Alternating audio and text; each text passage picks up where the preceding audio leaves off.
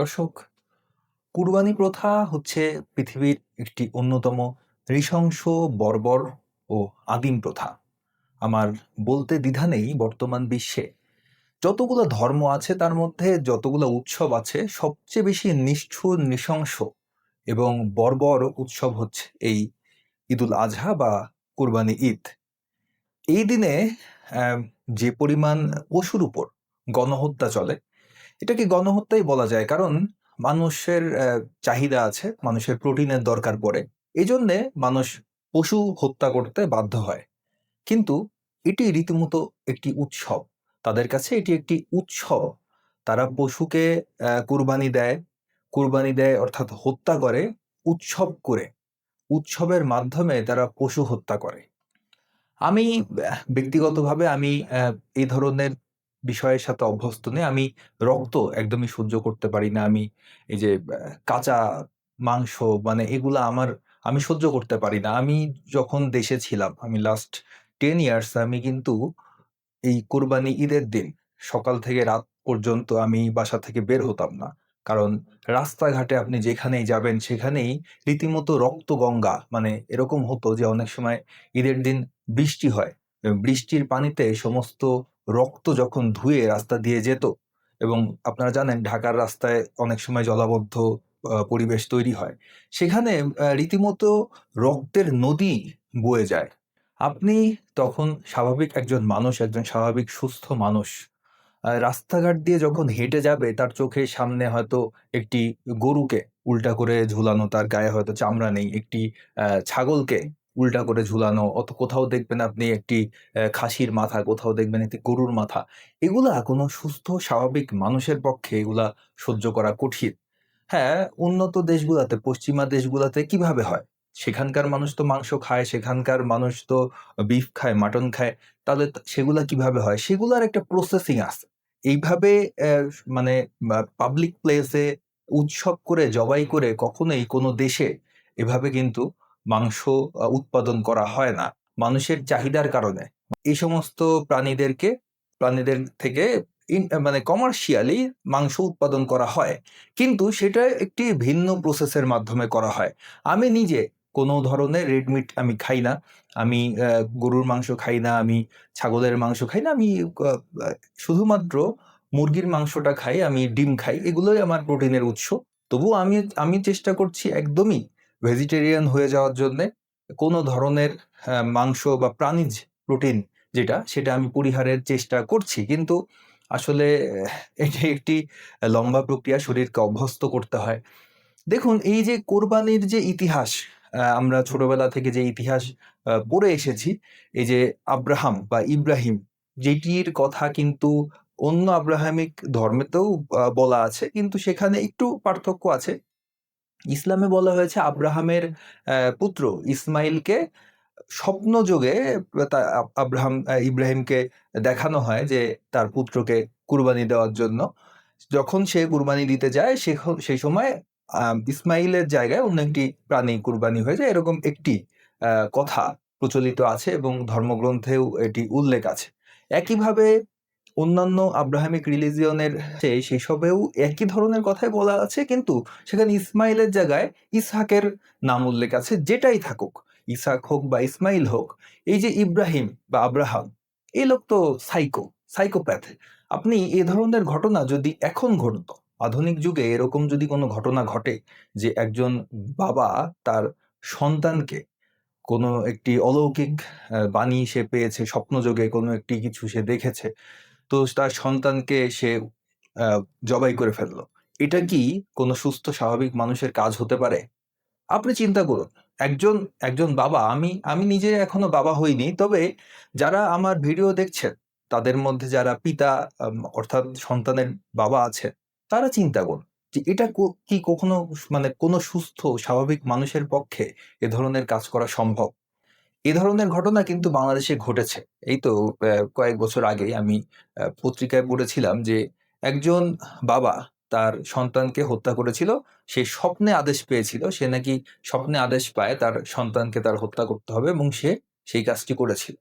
এবং পরবর্তীতে প্রমাণিত হয় যে তার বাবা একজন সেই মানে ঘাতক, যেই লোকটি, সে একজন মানসিক ভারসাম্যহীন। বাংলাদেশে আমি দেখেছি, আমি লক্ষ্য করেছি অনেক সময় বাবারা, অনেক সময় কি বেশিরভাগ সময় বাবারা গরু কুরবানির সময় বা ছাগল কুরবানির সময় তাদের ছোট ছোট বাচ্চাদেরকে এটি দেখাতে নিয়ে যায়। এটি একটি শিশুর মস্তিষ্কে কি ধরনের প্রভাব ফেলে সেটি তারা বোঝে না, বুঝতে চায় না। একজন শিশু কিন্তু এই ধরনের রক্তপাতে অভ্যস্ত নয়, এ ধরনের বিষয়ের সাথে সে কিন্তু পরিচিত নয়। যখন সে ধীরে ধীরে এ ধরনের ঘটনা মানে নিয়মিতভাবে প্রত্যক্ষ করবে, তখন তার মধ্যে থেকে, তার ভিতর থেকে এই যে মানে প্রাণীর প্রতি যে মায়া মমতা বোধ, এগুলো কিন্তু আর থাকবে না। আমার একটি ঘটনার কথা মনে পড়ে, এ তো কয়েক মাস অথবা বছর খানিক আগে হবে। একজন মানুষকে হত্যা করে তার কাটা হাত, একটি হাত, সেটি কাটা কাটা অবস্থায় একটি ছেলে খুব নির্লিপ্তভাবে সে হাতে নিয়ে হেঁটে চলে যাচ্ছে। সেটি একটি সিসিটিভি ফুটেজে সেটি ধরা পড়ে। আমি অবাক হই যে এটি কিভাবে সম্ভব। একটি মানুষের কোনো অঙ্গ সেটি পড়ে আছে, সেটি সে ধরে হেঁটে চলে যাচ্ছে, এটি কিভাবে সম্ভব? এই যে সাইকোলজিক্যাল বিষয়গুলো, এগুলোর গোড়া হচ্ছে ওই যে কোরবানি, এই যে মানুষের সামনে ওপেন প্লেসে জবাই করে মানুষকে দেখানো, উৎসব করা, এটি খুবই নিষ্ঠুর, খুবই নৃশংস এবং বর্তমান বিশ্বে এই ধরনের প্রথা বিলুপ্ত হয়ে যাওয়া উচিত। আমি ভারতকে ধন্যবাদ জানাই, ভারতের বিভিন্ন স্থানে বলি প্রথা কিন্তু অনেকাংশে, অনেক জায়গায়, অনেক মন্দিরে এখন বলি হয় না।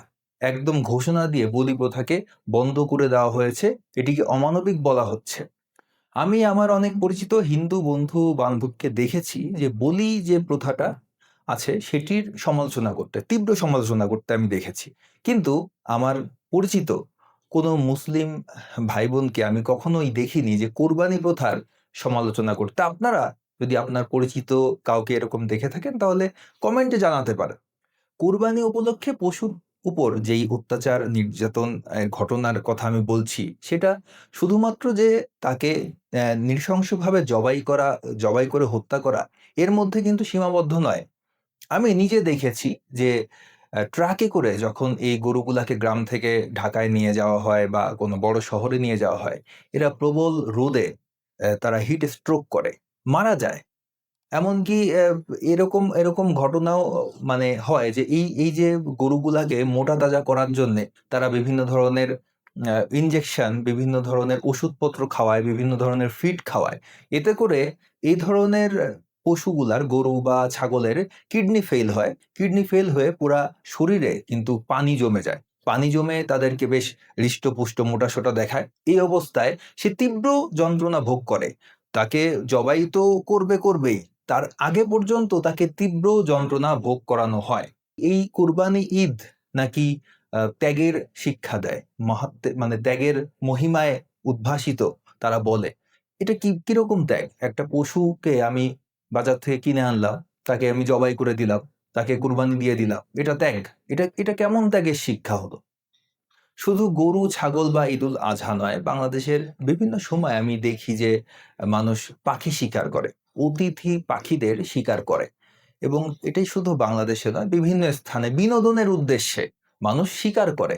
আমি এই বিষয়টার সাথে আমি মানে কোনোভাবেই আমি জিনিসটা অ্যাকসেপ্ট করতে পারি না। বিনোদনের উদ্দেশ্যে কেন কোনো কিছুকে হত্যা করা লাগবে? এছাড়া কি আর কোনো বিনোদনের মাধ্যম নেই? একটি পাখিকে যখন কেউ হত্যা করে, সেই পাখির কিন্তু একটি পরিবার আছে। তার বাসায় হয়তো সদ্য ডিম ফুটে ছানা বের হয়েছে।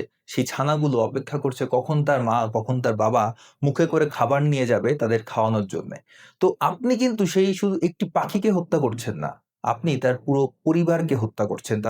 তার যে ছোট ছোট বাচ্চাগুলো সেগুলো কিন্তু অনাহারে না খেয়ে সেই গাছের উপরে মারা যাচ্ছে। একটি দৃশ্য কল্পনা করুন, যদি এরকম কখনো হয় যে ভিন গ্রহ থেকে কোনো এলিয়েন আসলো। এলিয়েন এসে তারা নিজেদেরকে মানুষের থেকে অধিক সুপিরিয়র দাবি করলো এবং তারা বলল যে পৃথিবীর যত প্রাণী আছে ইনক্লুডিং হিউম্যান, মানুষ সহ পৃথিবীর যত প্রাণী আছে সব সবকিছুকে তাদের সেবার জন্যে আসলে সৃষ্টিকর্তা তৈরি করেছে এবং তারা গণহারে শিকার করা শুরু করলো। তারা দূর থেকে বন্দুক চালিয়ে মানুষ হত্যা করা শুরু করলো। তখন আপনাদের কেমন লাগবে? যারা এই যে পাখি শিকার করে যারা বিভিন্ন প্রাণী শিকার করে বিনোদনের উদ্দেশ্যে, তারা এইটুক ভাবে না যে সেই ঘটনায় যদি এই জায়গায় থাকতো, সেই প্রাণীর জায়গায় যদি সে থাকতো তাহলে কেমনটা লাগতো।